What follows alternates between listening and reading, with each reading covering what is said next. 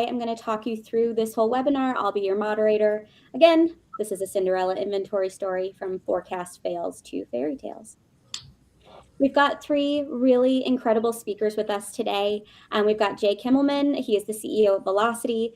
Vlad Shenderovich from Ace Force. Vlad, I hope I didn't butcher that. That's perfect. And then we've got Sierra Rogers, one of our own here at Cin7. I'm going to go ahead and let them introduce themselves and just talk through their background and their companies. So Jay, do you want to go ahead and get started for me? Yeah, sure. Jump right on in.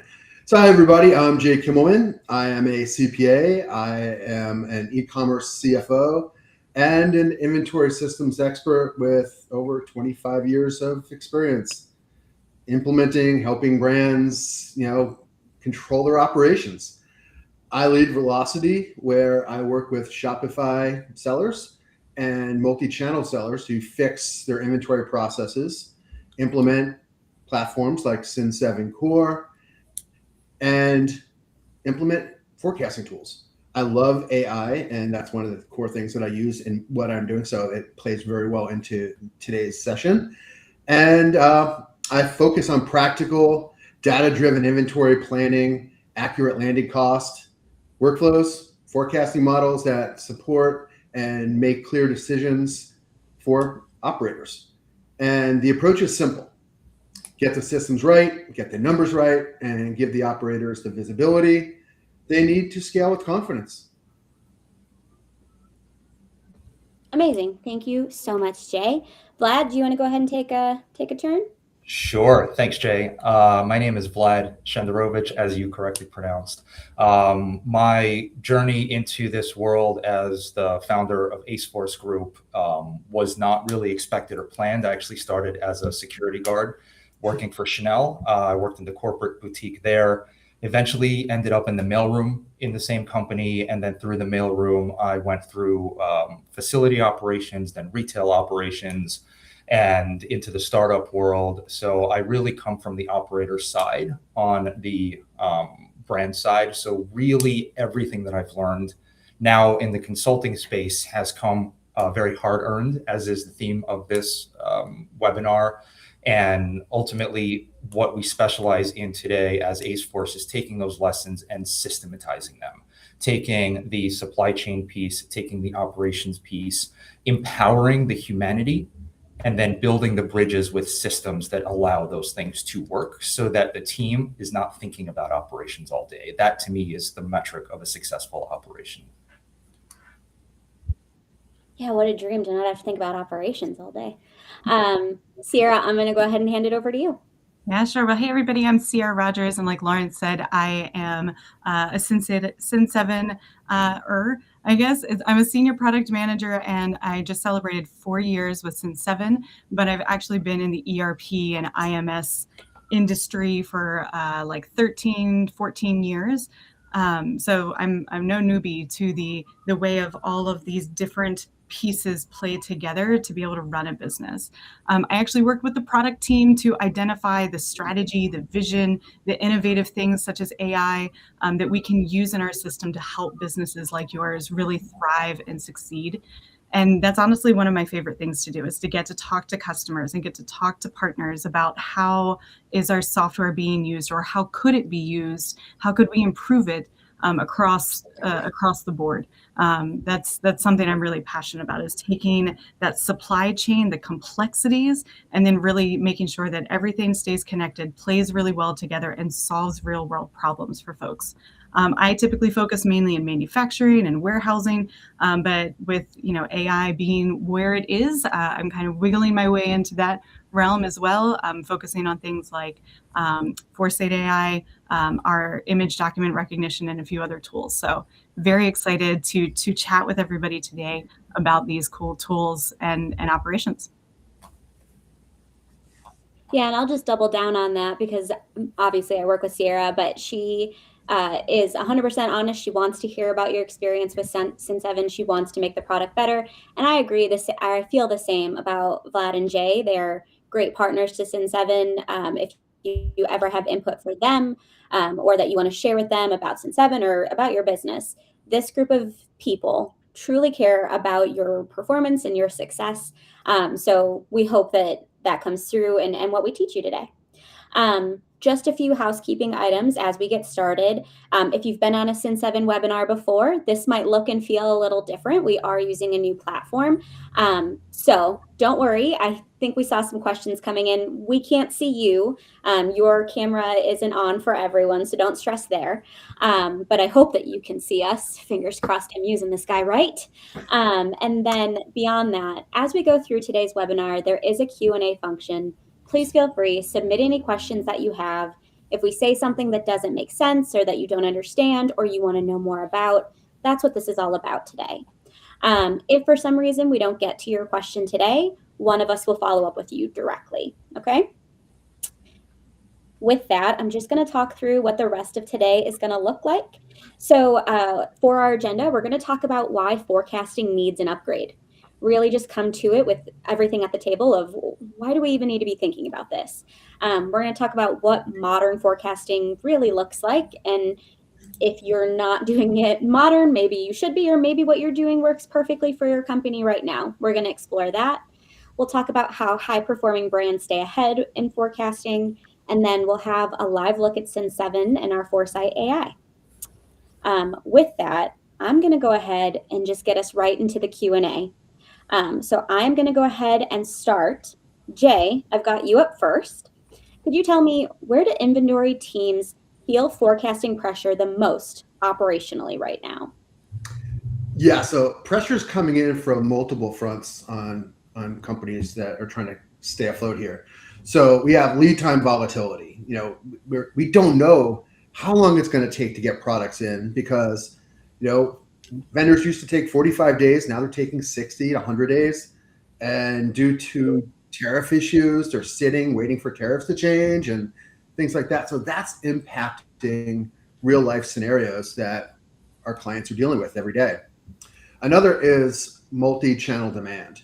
Everything is omni-channel today. Items are being sold from Shopify, buy here or buy online, pick up in store, things like that. So it's really making inventory operations multidimensional, and it's making you really be quick on your feet with all of this.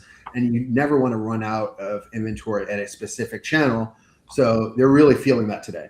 And the last thing is warehouse compression. If things come in late, now the warehouse is having to rush and get orders out, and it's creating, issues where they might miss something, or, they're rushing to get things out and ship the wrong products. You never want to do that. So you always want to have the proper systems in place, not have to worry about rushing and getting the orders out. And just if you have a good forecasting platform, you eliminate all of that. Yeah, what you're kind of describing just sounds like general chaos, like a lot of ownership, a lot of knowing where things are when you need things to be someplace else. So all of that really hits for me. That actually is a good segue to my question for you, Vlad. What's the biggest challenge brands face when trying to forecast with fast-moving or maybe incomplete data? I think Jay really talked about like a lot of uncertainties and unknowns. Let's double down on that. What do you think really brings that challenge to life? What is that challenge that people are facing associated with that? Yeah, I like the word chaos. I think anyone who is in operations on this call lives in chaos. I don't think anybody appreciates the chaos that we face, where we need to be 100% right all the time. A single error causes a ripple throughout the whole organization, and that oftentimes becomes the way people think about us as operators internally. Chaos. I remember the first time that I had to do any level of forecasting. It was very early in my career. I had actually just gotten out of the mailroom, and a buyer stepped down in the company I was working for. And they asked me if I was able to step in and to manage the process. I said, of course I will. How hard can this possibly be? And I was somewhat good at Excel. I thought I was. I really wasn't. And I remember I logged in, I pulled a sales report. I looked at sales for the last 30 days. I was purchasing for 24 boutiques at the time. It was a large buy. And I looked at the sales for the last 30 days and I said, okay, this is what we're buying now.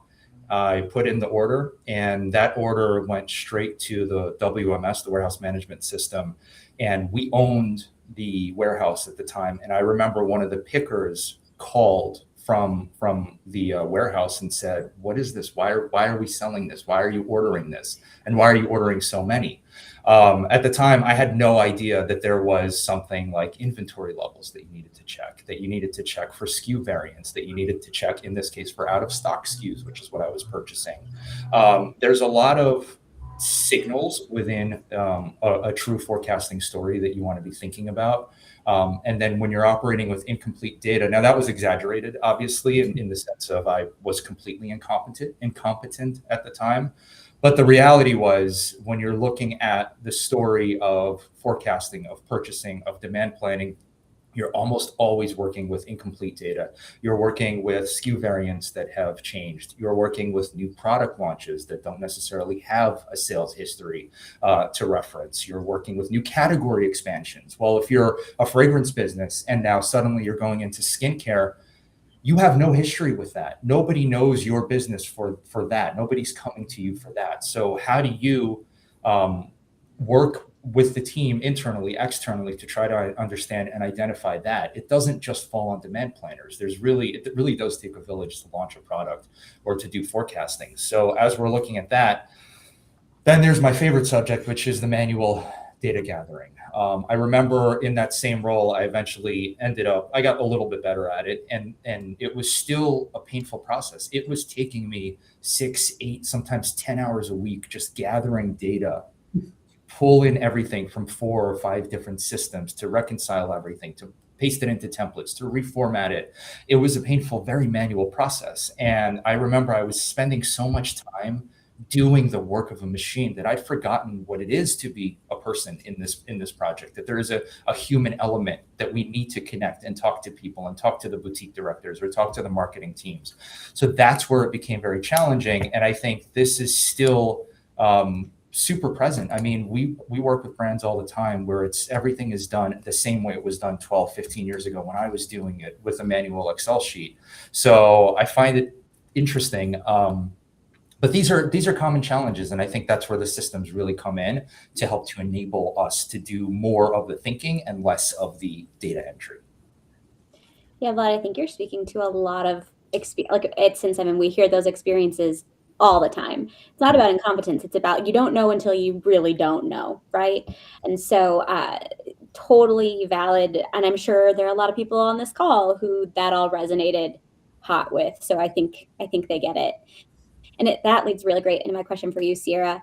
What's the most common moment customers realize their current forecasting approach is just not going to keep up anymore? Yeah, they hired Vlad. That's what happens. No, I'm kidding. I love the story that Vlad shared, because to me, that's so relatable. Like, you don't know until you know. You don't know to look up the inventory beforehand until somebody teaches you or tells you or can give you those insights. So, oh, sweet baby Vlad, I'm so sorry. But look at where you are now, right? And I think for businesses, like, spreadsheets, they work until they don't. And like he was saying, he would end up in those spreadsheets. You were saying what, like 6, 8, 10 hours a week? I'm not trying to jump ahead or spoil anything, but we have a case study where we have a customer, Hairco, who they actually said they went from 16 hours a week, and using our tools, they're down to minutes. Like, to me, that's just like, whew, like how helpful is that, right? But anywho, so sorry, Lauren, I went off on a tangent, but to answer your question, I think it really is that, like, oh crap moment where there's a big surprise. Like, I either didn't order enough, so I've got nothing on the shelf, I've got to stock out, and now I'm losing sales because there's nothing for anybody to buy. Or it's the other end, I ordered way too much of something that's not selling, and now it's collecting dust, it's wasting space in my warehouse, right? Which is, to me, it's like wasted rental shelf space, right? You have to think about that object, that inventory is taking up rented space in your warehouse. And if it's not returning your investment to you, it's not selling, then that's overstock. And if you end up on one of these two ends of the spectrum, like, that's when you start to realize my spreadsheets, they're not working for me. I think another key point is when you're thinking about growth, and I love talking to brands that side note, no brand I've ever talked to is like, I hope I shrink this year. Like, I really hope I do less business. Everybody wants to grow. Everyone wants to thrive. And I'm here for it. I will be your cheerleader. I am here for it. But what got you to 5 million? It's not going to get you to 20 million. So like the idea of forecasting, it's not something that you set and forget. It's something that you have to keep evaluating. And like Vlad was saying, and I know Jay was, working with this as well, is that you have to have that human aspect. You have to have that human, that double check, right? Like, what is actually happening here? Does this make sense? Was it just a one-time sale and that's why there was a peak, or what have you? But I think that we now have really cool tools to help us take that 16 hours, that really bulky, hard project, from using spreadsheets down to just a short, very, direct insight. And now I can make confident decisions moving forward. Yeah, I really appreciate a lot of the calls that you make, Sierra. One thing that you taught me, and that will always stick with me, is that forecasting impacts so much of the customer experience for the businesses. I remember you calling out, like, if there's a stock out, now the customer wants whatever you have, they can't get it because you don't have anymore. Are they going to come back to you next time?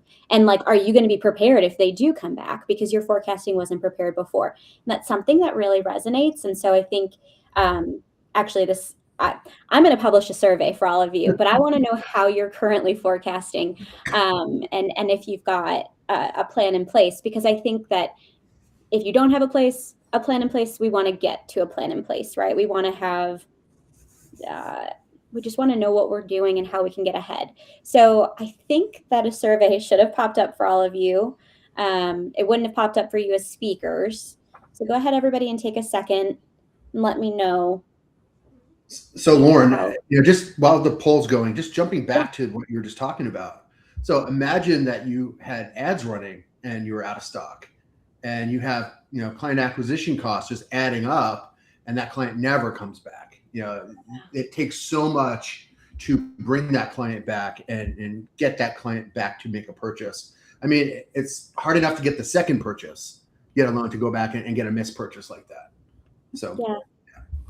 And on top of that, the cash burn. You're running an ad on, you're buying a purchase on a product that you cannot sell. So it really bleeds from both sides. It impacts top and bottom line, which is always unfortunate. Okay, I'm going to end this survey and hopefully results come up. We had 23 responses. It looks like a lot of you are doing made to stock. You forecast demand and build inventory ahead of time, which is great.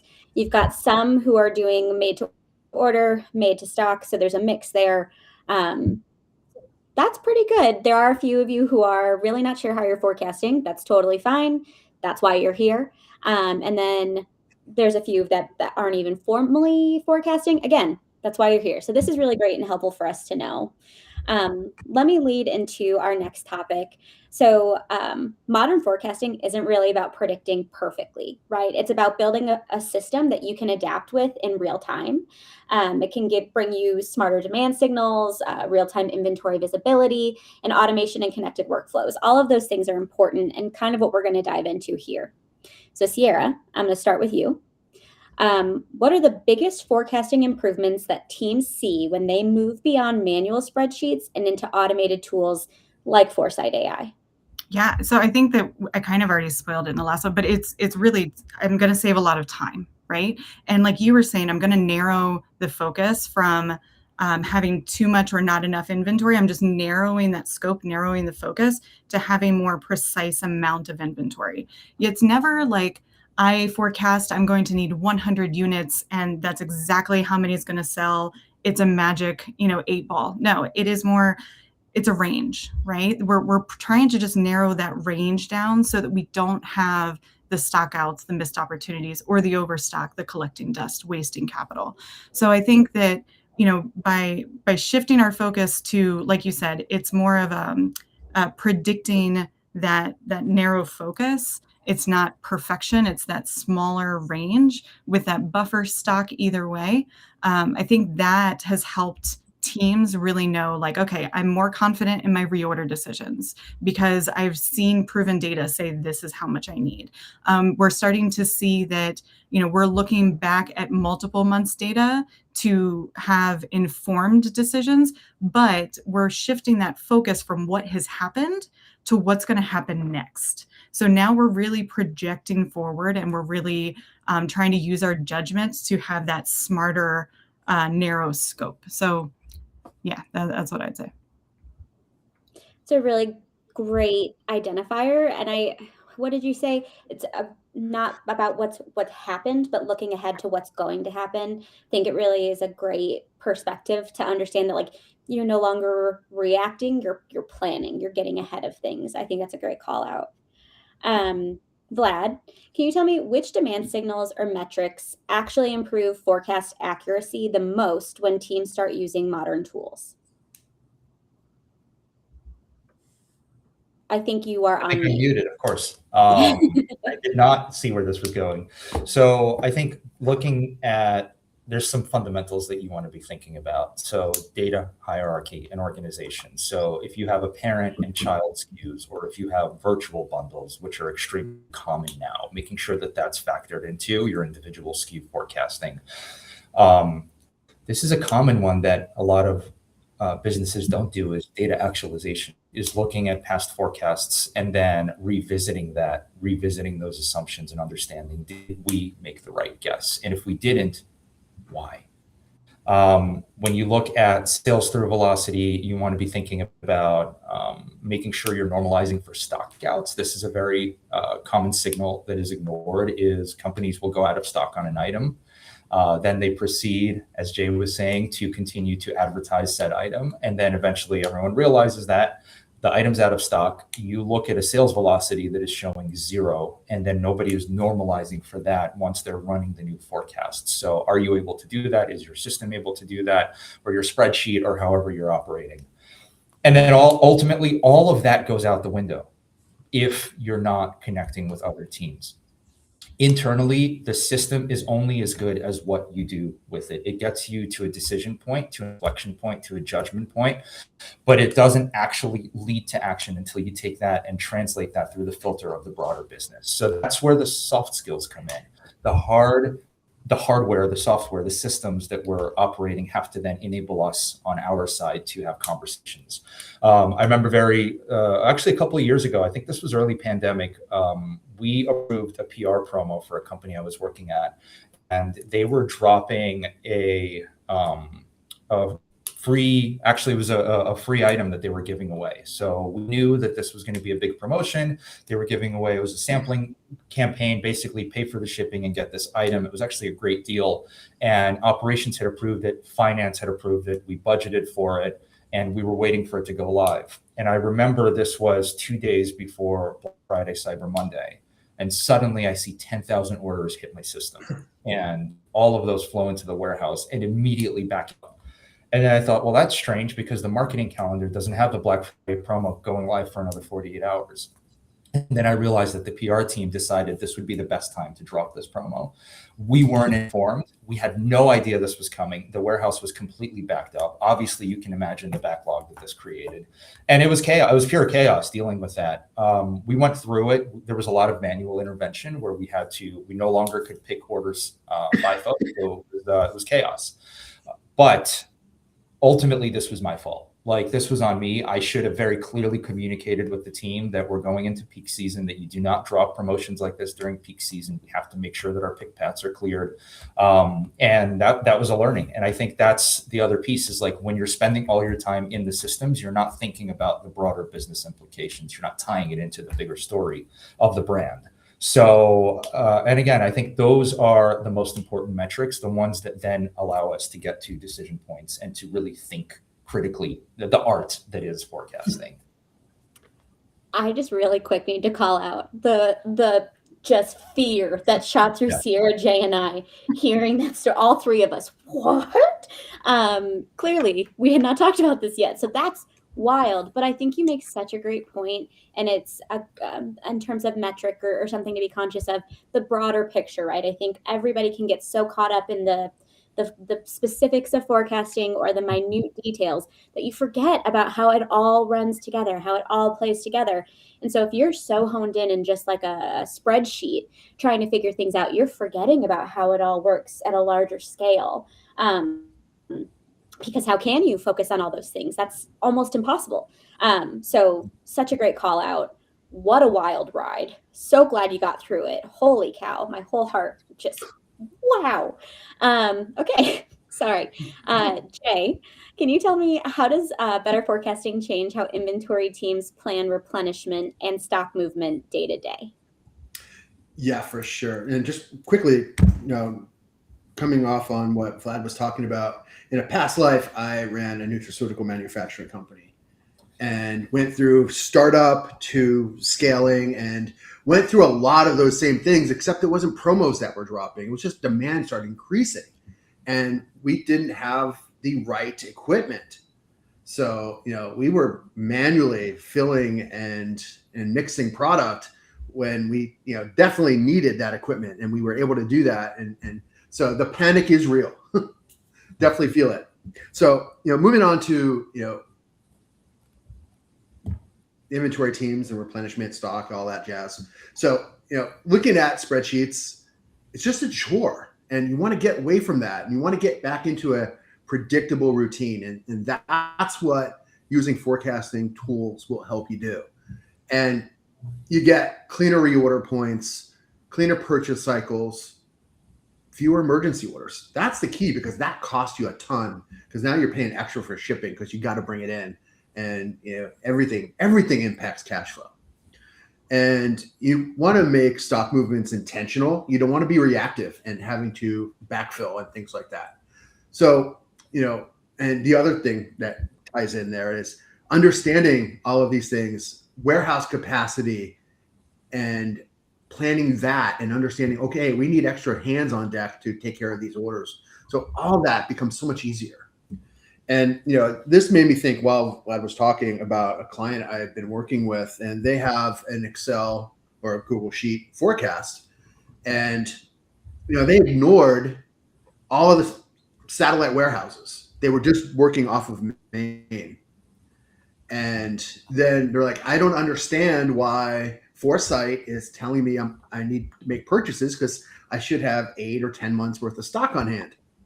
And it's like, okay, let's look at that. So, that's the beauty of having these forecasts, because even though you're running it and you're looking at your smart reorder report, and sorry if I'm stealing anything, Sierra, but if you're looking at that and you're filtering it only for the main warehouse, well, keep in mind, it's forecasting based on all of the demand regardless. And so having that in the background and knowing that these transfers are going to have to happen, you're going to have the stock you need. And it just gives you the confidence to go in and run your business. And doing that. And I actually manually took that Excel file and took the reports out of ForesightAI and ran that through, I think it was Claude. It was Claude. And it basically matched what we needed, because we had all the detail. And that's the important thing, is the detail is all there. You don't have to be pulling it and spending 4, 6, 8 hours a week on forecasting. That's the beautiful thing of this. And just think about having almost a full day back in your life in a week. You brought up the word reactive, and I've really clung to it, because I think that it's so yes, getting a full day back, unreal. The amount of things that I'm sure all of us could do in a day if we had freedom to have that day back, unreal. But I think, and maybe this is because I'm an anxious person and that's why I work in marketing, but there's a reality to, I don't want to have to be reactive anymore. I've been reactive, right? If I put myself in a business owner's place, I've been reactive. I've been reacting to what I think my stock needs. Now to have the opportunity to get ahead of it, unreal. Just what a breath that you're finally able to take. And I think that's something I'm really going to take away from this. That's a great call out. I'm going to take us into our next section. Before I do that, just real quick, I did see a couple questions come in asking about some of the specifics of Foresight or how it compares with some other alternatives. Sierra is going to be giving us a demo of Foresight later on, so you're going to be able to see a little bit more in depth what it does, how it works. Maybe you've already looked at other forecasting alternatives. You can kind of compare it and see if it checks boxes that you need it to check. So just keep an eye out for that. It'll come up here in a little bit. I just wanted to preface before we move forward. So let me go ahead and dig into how high-performing brands are staying ahead now. Some brands are always responding to problems. They have to really be aware and be reacting to their circumstances. But others can plan ahead, absorb some volatility better than others because they're prepared for it, right? They don't have to worry so much about their spreadsheet. They can focus on what they already know is coming down the pike. So let's talk about those differences between those two types of companies. Jay, can you talk about what habits, separate inventory teams that stay ahead from teams that constantly are firefighting? Yeah, the first thing that they do is they're reviewing all of these key signals weekly. They're not waiting for quarterly or annual signals. You're looking at this just like you are your cash forecast every Monday morning, and you're paying attention to it. And making this also very multi-departmental, because you can't look at it from a single focus. Like the advertising snafu that Vlad went through, you have to have everybody on the same page. So you have to know what's going on in the warehouse, what's going on in marketing, what's going on in accounting and cash flow, what's going on with the e-commerce site. All of those things have to come in and play a factor in this. And it's just bringing all those people together and having a basic understanding of what the needs are across the organization. And, I think the biggest thing is connecting the cash flow forecast to your demand forecast and knowing, because, like the client I was talking about earlier, they have a 140-day lead time. So if you have to place an order 140 days out, think about having to need that cash 3 or 4 months before you can even think about getting the revenue in. So, and that makes me think of all that overstock sitting in the warehouse where you might be paying for that on a line of credit and you have all that interest climbing up. So, all of that has to be looked at and taken into account. And, probably the cost of stockouts is more than the interest cost on that, but pay attention. And by looking at the total picture, which is what, your warehouse manager, your CFO are going to do, they're going to take care of that and look at the full picture and understand inventory needs, cash needs, and operational needs at the same time. So that's what they're going to do. And they're not going to look at that spreadsheet once a month. They're going to look at that forecast every Monday. Yeah, you could see you're talking about like the line of credit and the interest building up. I could see on Sierra's face. She was like, yes, this is such a real problem. And it is. It's a really common problem, unfortunately, and it doesn't need to be. Vlad, I'm going to go to you. Coming back to metrics. What forecasting metrics or signals do strong teams consistently look at or monitor? Maybe more than, I don't want to say weaker team, but like a weaker team is, or that's something that they tend to ignore? Yeah, I think Jay really answered that question in the best possible way. It's, to my mind, the one that gets overlooked most in operations specifically is cash impact.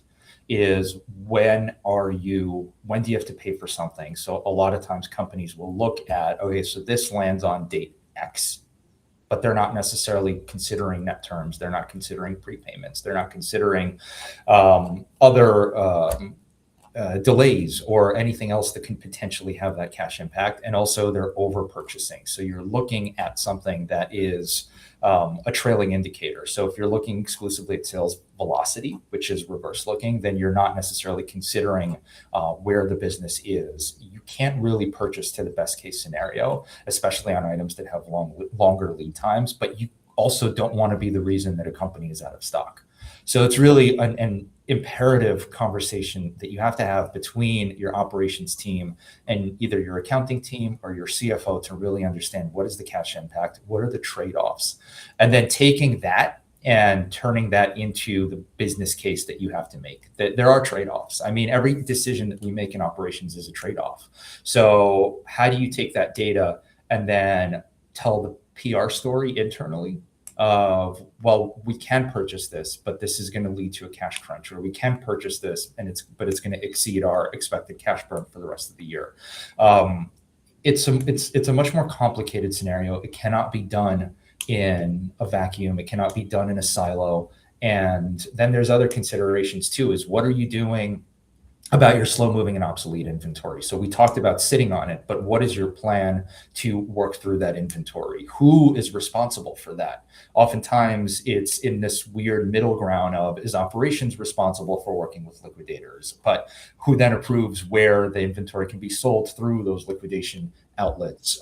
So there's a lot of conversations that people kind of avoid, because I think a lot of times it's that softer connecting tissue that is missing. There's not somebody who's really spearheading that conversation saying, okay, we have all this slow moving and obsolete inventory. Let's send that in a list or a report to the marketing team or to the sales team of something that we can clear at a discount, or maybe we sell it through, an organization like a High Stock or something, where they're able to list it and through a marketplace, and then it just goes away. And it's like, what is the strategy to work through that? SKU volatility patterns that we want to look at. Seasonality is obvious. So the metrics, for the most part, are pretty consistent. But it's what you do when it becomes inconsistent, and when you have to make really a more robust decision across the business. None of this is easy. None of this is simple. Everybody thinks, oh, it's just operations. Come on, operations person, just make the problem go away. Why are we still talking to you? It's not that easy. Everything we do impacts the broader business. And it's our responsibility as operators, as planners, as purchasers, as supply managers. We need to be able to tell that story internally as well. And I think that's actually a muscle that we can develop when we have a little bit more of our time back from running the manual systems. Thank you for that. That's a great call out. And there's just so many moving parts, right? So much to be aware of. You make a lot of good call outs. It's not necessarily that the metrics change. It's just your reaction and how you plan for them. Mhm. And you use them to plan. So that's a great call out. Sierra, before we get into the live demo, I've got another question for you. And then you guys we'll dive into the demo and show how Foresight works. But what forecasting workflows or features do you think our most successful Cin7 customers rely on the most, Sierra? Yeah, absolutely. And I promise I will get to that, but I kind of want to, we're just taking you off on a wild journey, Lauren, but I think that Jay and Vlad are bringing up some really good points around that this is a real mental shift for folks, that we have to shift gears from, I'm just tracking inventory, and putting out fires like Jay was saying, and being reactive to steering the conversation and being proactive and being those planners, right? And I think back to earlier, we were saying, the chaos and like, oh my gosh, the chaos. I equate that also to the idea of the mental load, the mental load of, if you're just planning a vacation, right? Like, you've got to think of all the things you've got to pack and all of the places to go and everything. And you've got to juggle all of these things in your head. Like, what if you get sick? Or what if you forget something? Like, it all seems to depend on like one person doing all that planning, and then the whole vacation's ruined, right? Okay, well, now we're upping the stakes and it's your whole business. Like, if we, move a comma in the wrong direction, or if we order duplicates of things, it could actually have a severe impact. And we're relying on one person knowing how these spreadsheets work. And what if the spreadsheet breaks? Or what if somebody goes in there and accidentally like leans their elbow on the keyboard and just ruins everything? Like, there's so many what if terrible scenarios that could go on. And we want to take that mental load, that stress off of people and say, like, let's be a unified team across finance and marketing and warehouse and everybody, to be able to say, like, these are the tools we're all going to look at. We can all have access and share it. And it explains why our decisions are the right path forward, right? So I would say that any kind of tool that can get sales, ops, finance, as well as marketing all aligned in that one view. Like, this is when our sale is going to happen. This is the day it's going to drop. Therefore, we need to have this much inventory available. all of that needs to be one conversation, but it's not it's not a quarterly conversation. It can happen more frequently because you're getting better like real-time insights and daily data, right? And then forecasting, like Jay was saying earlier, those rush purchase orders because oh shoot, we're not going to have enough. It's just a waste of money. You know, it's like those emergency purchase orders, those rushed orders. It's just a drain on your wallet and your bottom line. Like, wouldn't you rather use that money towards something else?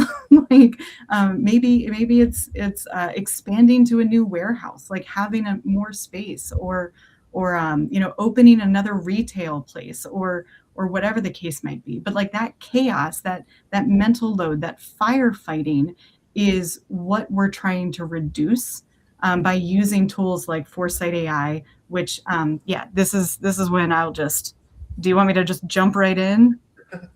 Okay. Let me. Yes, absolutely. Take the wheel, Sierra. I love this. Now you did say this is a new tool, so I apologize. There we go. All good here? Yep, go for it. Perfect. Okay. So here we've got the dashboard. So if you enable ForesightAI, this is what you're going to see when you first log in. And there's a couple of key things. If you're familiar with Cin7, what you're used to seeing is a dashboard, but it looks much more like this. Once ForesightAI is enabled, you get a couple new things to your dashboard. So just think of this as like your control center. So at the top here, we're actually going to see just an overview of your inventory health, so we can see how much stockouts do we have. Definitely want to keep that number nice and low, because otherwise that impacts our lost revenue based on having stockouts. But also, what is that overstock value? So if I have too much of something, what does that look like in a dollar amount? Now, this is a different currency because I'm in a shared demo environment, but like, let's just say it's US dollars. Could you imagine like just a quick glance and like, oh my goodness, I have $233,000 just wasted on product that's not moving, that's not selling. I have too much of it. Then you can actually dig a little deeper into that over and under stock, which we'll dive into in a second. I can see I've got one item that is at risk or is out of stock. So I can click on that and dig deeper into it, which I'll do here soon. Also, winners and losers. Winners are like, these are your winning products. They're selling really well. You want to have them on your shelf. But here's the thing, even if it's a winning product, you don't want to have too much of it, because then it ends up being an overstock of a winning product, which is still, you know, a scenario you want to avoid. But then the losers, those are the ones that are typically your overstock. They've been sitting on the shelf for 6 months, not moving, and they're just renting that space that could be used by a winner or another product. And if we go down here, we can actually see those stock trends, things like, you know, how are my stockouts on average, the lost revenue, and that overstock value. I want to see it over the past couple of months, so you can see if your position is actually improving or if it's getting worse.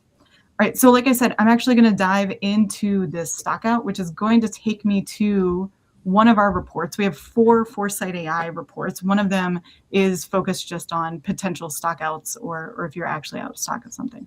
Here, I've got a product that is actually a winner. So like I said, this is a product that sells really well, but it sells so well that I'm at danger of not having it on the shelf. I can actually dive into the product information if I want to further, but I think the key things here are, when is it going to be out of stock? Because right now I might have 3 on the shelf and I'm thinking I'm in no danger, but based on the forecast, it looks like I'm actually going to run out of stock tomorrow. I'm not going to get another order until the day after, so I'm going to be in a stock out of a day. But what does that equate to in terms of my bottom line and my dollar? Based on the forecast with ForesightAI, I will have lost 5 sales opportunities. And what does that equate to in money? We're talking over $500. Like that, to me, like makes this report so worth it to dive into, because now that I know here's a risk, what am I thinking next? I'm thinking, what is the actionable items I can do to address this risk? What can I, as a person, do? What are my next steps? So then I would go to my purchase and my smart reorder. So now that we're in the smart reorder, this is where our forecast actually meets purchasing. And I'm going to actually kind of forecast for my smart reorder, not just for today, but I'm going to look for the next, you know what, let's do 3 months, right? Let's apply that. I'm going to merge suggestions, meaning I'm going to merge all of my purchases by each supplier, by the destinations. I'm going to merge those together. So I'm only going to get a few purchase orders instead of like for every single line item. And then I'm going to generate the suggestions. And within just a few seconds, like it was instantaneous, it said, okay, based on your past sales, past seasonality, if you have seasonal trends, based on everything, we have determined like this is how many you should order of this item to show up in this location. So to me, that's a huge deal. But we had customers say to us, the problem that I have with AI is that I don't trust it. Like, where did that number come from? Why is that not, I don't know, 900? Or why is it not 20? Because that's what I was thinking it should be. Now we've actually got the sales forecast for the next 6 months. So I can see, don't order the 900 that I may have thought I needed, but order fewer, because over the next 6 months, this product, it's probably not going to sell as much. Maybe this is a seasonal item, like it's snow shovels. We're at the tail end of winter. We're probably not going to keep selling snow shovels as much. But on the flip side, I have a product. Let me see. Yep, we might have some different sales forecasts over the next couple of months. A little more explanation of those things. And once you feel like you're happy with whatever the reorder quantity is, you literally, there's an easy button. You just hit reorder, and that it goes off. I'm not going to do it right now in this demo because in case I want to come back and like talk about any of these things, but it really is, you get the forecast, you see when the reorder date would happen, you can double check everything, and then you can hit reorder. So like I said, there are a handful of reports that are for ForesightAI. There's the sales forecast, overstock. So maybe it's further explanation of why we have so much of something, and that's why we're not being encouraged to reorder something. Stockouts, those winners and losers. Let me just show you the stockout report real quick. Also, Sierra, real quick, I might have you go back a little bit. Again, everyone, thank you for your flexibility with this tool. Because our thumbnails are on here and I'm going to move us, it makes your screen so much smaller. I'm going to keep it like this, but on the next couple screens, can you just scroll a little bit further so they can see the bottom of the screen? Yeah, let me go back to the smart reorder, because I feel like that's the tool that is like, this is the fun one. And like I said, so you can adjust the period for your smart reorder. You can also do this for transfer orders, which we were talking about earlier. You've your East Coast warehouse and your West Coast warehouse, they will likely behave differently. They have different demand requirements, like for different products. So actually, the ForesightAI, the calculations, the algorithms, it's all based on the SKU at the location level. So if there needs to be transfers between locations or what have you, it can also calculate that, as well as assemblies. So maybe you do like a shampoo and conditioner bundle or a kit, right? So if you do those assemblies, you can also check and see, what kind of orders do I need to do for purchase, transfer, assemblies. We don't have advanced production yet, but I like the yet part of that. You can also do it by supplier or those destinations. But let's go ahead and generate those suggestions again so folks can see more info. And I'll dive back into, so let's not order so much of this. We will, when will we, have the optimum stock of this item? We can actually tell that in some of our reports. So like I said, there's 4 reports. I went into the stockout, but you can use like the sales forecast, and you can actually drag and drop all the different columns there so that you can see what you're mainly interested in. Here, real quick, while you're going through this, can I bother you with some questions? And you might have covered some of these, so please don't hate me, but definitely double down. Can you select products that you want to actively forecast so that you're not seeing a high stock out of irrelevant products? Ooh, can you say that again? Yeah, it's a lot of moving parts to the question. So, can you select the products you want to actively forecast so that you're Oh, not seeing a high stock out of irrelevant products? yeah. So you can go in and manually adjust things. Like, so the reorder, it is that suggestion, right? So let's see. Oh, it's going to have me generate. But yeah, there is a place where you can go in and you can adjust your settings. It's your forecast and settings. And you can go in there and you can kind of tweak a couple of things. You can also, like, if this is 140, you can go in here and you can change it. If you're like, oh no, I know, system might not be aware of it yet, but I know that I need to change that number to something else. Like maybe it's 1,000 because I'm going to have a big promo about it or something. But you can go through and based on your goals, you can adjust this some. I hope that answers the question. And Lauren, also in the reporting itself, there's very advanced filter functions. So if you want a specific product type to look at, it's literally 2 clicks in the report to be able to filter it out. So it's very intuitive the way it's built. Amazing. Thank you, Vlad.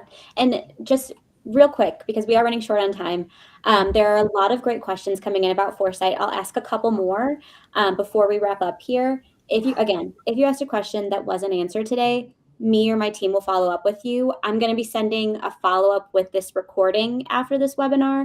And if you reply to that email, you're replying to me. So please don't hesitate. Ask any additional questions that may come up, and I'll make sure you get connected to get the right answer.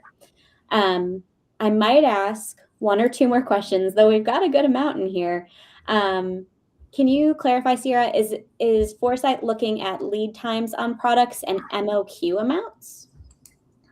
Okay, so lead times, yes, it is. Here, I'm actually going to stop sharing. So lead times, absolutely, that is part of the setup. So if your supplier says, my contract is 45 days, you can put in the 45 days. But here's the thing, love suppliers. They're not always the most accurate people in the world. So there's plenty of folks who that 45 days becomes 50, becomes 60, whatever. And I can't remember who said it earlier, but they hit this point, is that you set it at 45 and then it starts to wiggle. And if you're not paying attention because you got plenty of other stuff to worry about, then you're not noticing that wiggle, right? You're not picking up on it, but the system is. Like the ForesightAI is keeping track of that. And I always joke, ForesightAI is the friend who will tell you if you have broccoli in your teeth. It'll tell you the stuff that you might not want to hear, but for your betterment, you need to hear it. Like you need to hear that supplier, not as 45 days, not as steady on that. Yeah. They're just looking out for you, So yes, it does include things like lead times. It also looks at the variability around lead times. And I think the other one, was it like marketing qualified leads, or there was another acronym? Minimum order quantity. Oh, minimum order quantities. Yeah. Sure. So in Cin7, there are minimum order quantities, but from my understanding, like with ForesightAI, we're already using the top 100 algorithms for forecasting, and those algorithms are actually competing each day to tell you to inform you, like, this is what we would recommend. You can set those order quantities, but and like the buffer amount. So maybe say like, I'm not comfortable getting down to like only having 5%, or something of a particular item because I do have a 6-month lead time. So you can play with the system a bit to kind of tweak all those dials. But whenever you're going through implementation and onboarding, I would say that's the time to have that conversation. This was really super helpful. The questions are still coming in, and I love to see it. These questions will get answered. Everyone who's submitting them, continue to submit. I promise you I will follow up with you. Before we wrap, 1, Sierra, thank you for doing the demo. 2, if you have interest in learning more about Cin7 or Foresight specifically, we do offer demos of that. Please don't hesitate to sign up if you want to get really in the thick of it. We not me, but everybody else loves to do it. It's probably for the best if I don't do that for you. But I want to ask a couple sign-off questions before we go. Sierra, I was going to start with you, but I'm going to give you a chance to breathe for a minute. Thank you. Jay, I'm going to jump over to you.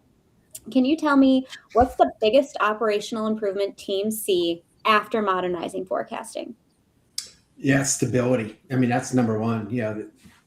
Things just are falling into place. They know where it's going to be, and you lose chaos. That's ultimately what you want to do. Or you at least move into an organized chaos. Amazing. We do love an organized chaos for those of us who love chaos. Vlad, can you tell me what's the most overlooked data improvement that makes forecasting easier? Yeah, actually, I think the one that we didn't quite discuss here, maybe because it's more of a Cin7 core feature or whichever ERP you're using, is inventory truth. Is making sure that you know what is your sellable stock on hand, not committed, not on hold, not expired. What is your actual sellable stock on hand? And when is the inventory expiring? And I think a lot of that is really a product of correctly mapping to the system and not constantly fighting whatever data is coming in from your warehouse or wherever your source of inventory truth is. So I think it really comes down to inventory levels and accuracy. Thank you. Sarah, it's your time to shine. Wrap this thing up for us. What's the single biggest forecasting mindset shift brands need to make? Yeah, I would say that you've got to move from being right about whatever your forecast is to being ready for what's next, right? Like we talked about the chaos and that mental load, and really going from the reactive firefighting, right, from juggling all of that to the proactive planning for what's ahead. And I like the phrase where it's especially this time of year where failing to plan is a plan to fail. So really, I think that is like, just put it on a sticky note and slap it on the door. Like that's what you've got to see every day. Like it's about planning, not being perfect. And it goes back right to control over risk, control over surprises, keeping those fires out before they even start to simmer. So yeah. Thank you for that. And honestly, probably the best way to end. This was a great lightning round. Again, thank you for those of you who have submitted questions. If you had specific questions for Vlad or Jay, I will connect you with them in our follow-up emails as well. You'll be able to connect with them directly if you'd like to. But thank you all so much for joining. Again, we'll send out a follow-up email with this recording